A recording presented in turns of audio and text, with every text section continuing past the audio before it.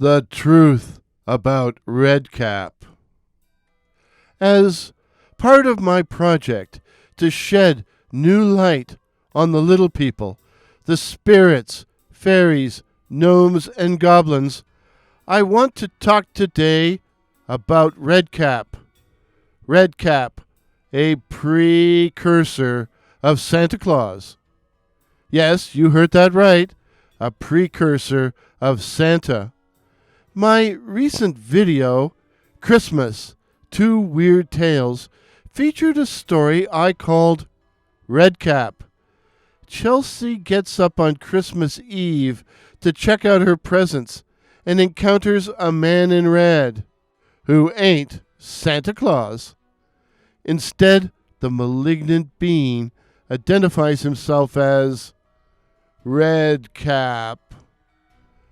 According to the massive Spirits, Fairies, Gnomes, and Goblins, an Encyclopedia of the Little People, Redcap, or Bloody Cap, was a vicious goblin or sprite hiding in the ruins of abandoned castles along the borderland between Scotland and northern England, an area of great bloodshed.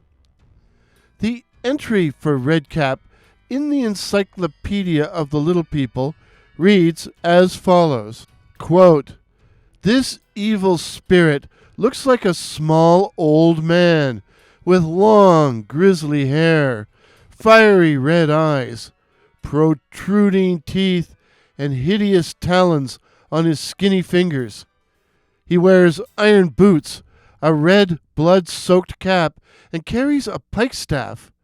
If any travelers who have lost their way are foolish enough to shelter in any of these old ruins, Bloody Cap is waiting to butcher them and catch their blood in his cap." End of quote. Your only defense against this evil being is to know your Bible really, really, really well. Gruesome, eh? But other than the blood-red headgear, what does this have to do with Christmas and with Santa Claus?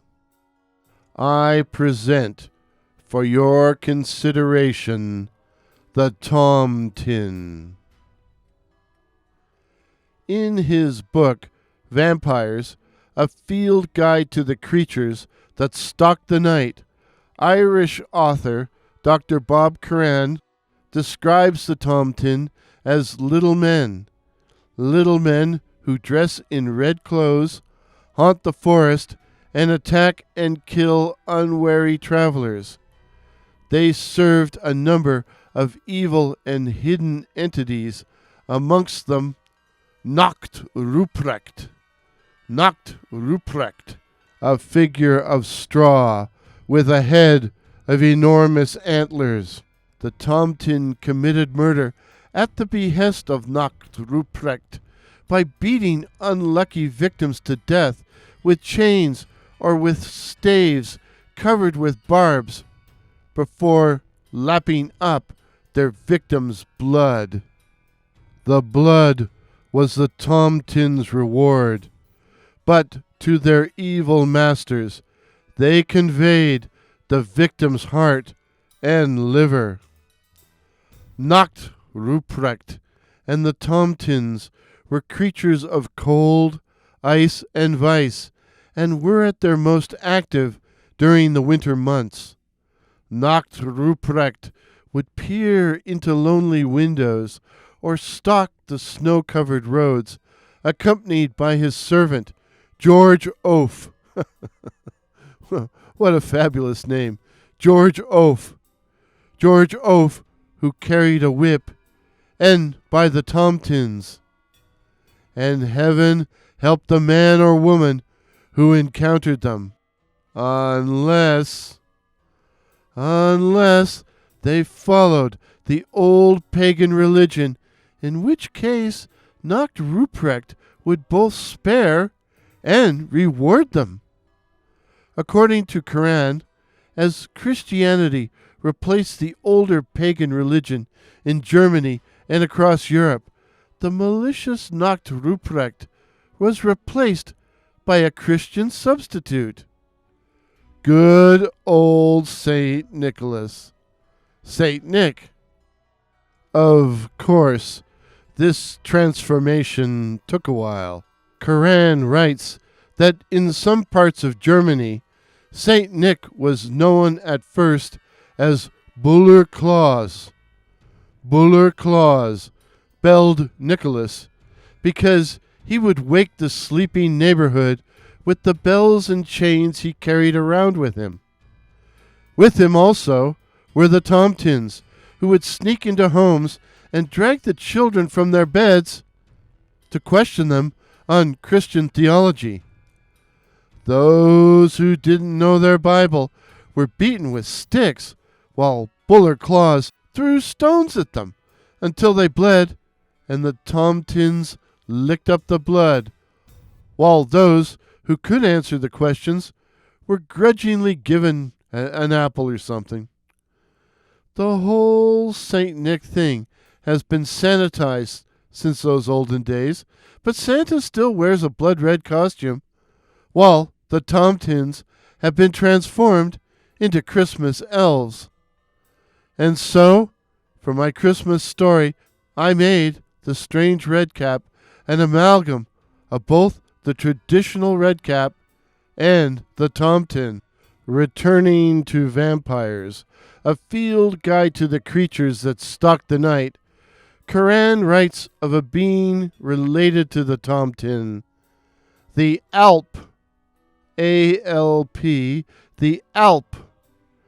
The Encyclopedia of the Little People defines the Alp as, quote, a supernatural being from Teutonic mythology and later Swiss folklore. The Alp is described as part dwarf or elf or part god. This status was later diminished in folklore to that of a demon responsible for diseases and the disturbance of sleeping humans. End of quote.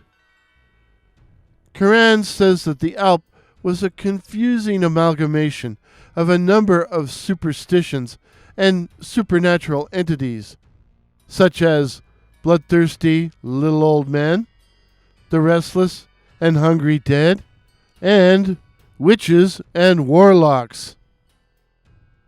Other characteristics, as if all that wasn't confusing enough already, in some parts of Germany, the Alp was a living being. In other parts, and in Austria, a spirit. In some places, it was a terrible old man. In others, a cat or a bird, or, to quote Curran, an extremely lecherous black dog. Often its depredations were sexual in nature, like that of the incubi. The dead who returned as the Alp had sometimes been werewolves, but if a living person became an Alp, it was due to some sin of the mother or the result of her suffering some fright, such as being frightened by a horse. Yeah, that's right. Blame Mom. The one common feature, according to Curran, was that the Alp wore some kind of headgear, such as, quote, an old wide-brimmed soft hat. Now, doesn't that sound like that infamous shadow person, the Hat Man? In the haunted Harz Mountains, the Alp acted as a witch's familiar, while in Austria and other parts of Germany it preyed upon those asleep, sending them hideous nightmares or causing them to sleepwalk. In some of these attacks, it was accompanied by the horse-like Mara, the evil being from which we derive the word nightmare.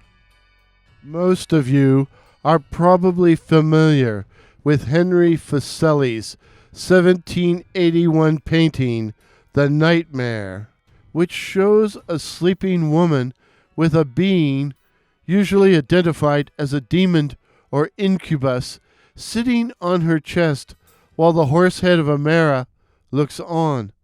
I put a link to an article about the painting in the description so you can refresh your memory of it.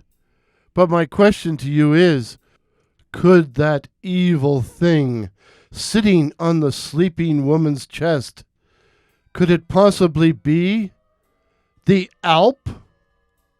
Popular culture seems to have forgotten about the Alp. The Alp.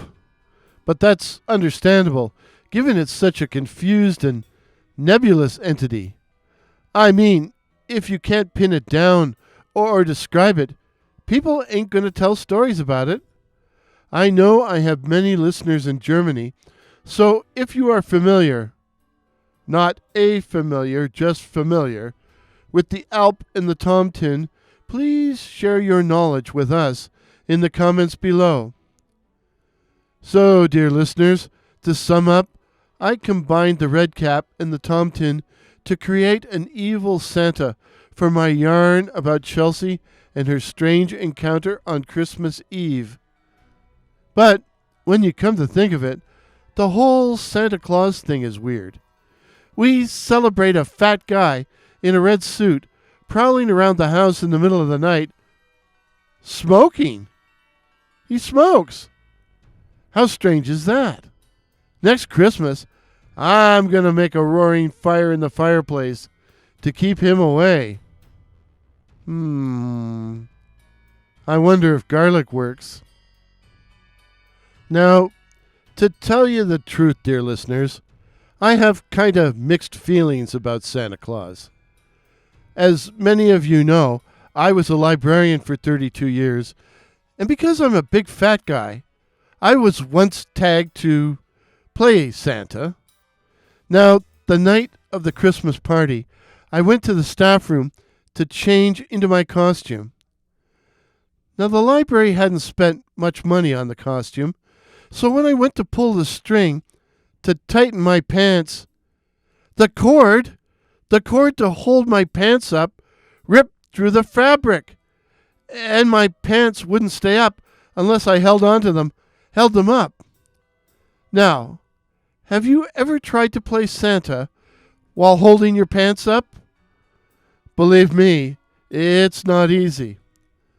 And while I stood there going, ho, ho, ho, with my pants falling down, all the grade school kids kept yelling, "Hi, Warren! Hi, Warren! Hi, Mr. James! Hi, Warren!" Somehow I got through it. But later, when I was changing back into my civvies, I kept worrying that my poor performance might have destroyed some little kid's belief in Santa Claus. I went to exit the staff room, and there, standing in the doorway, was 3-year-old Oswald.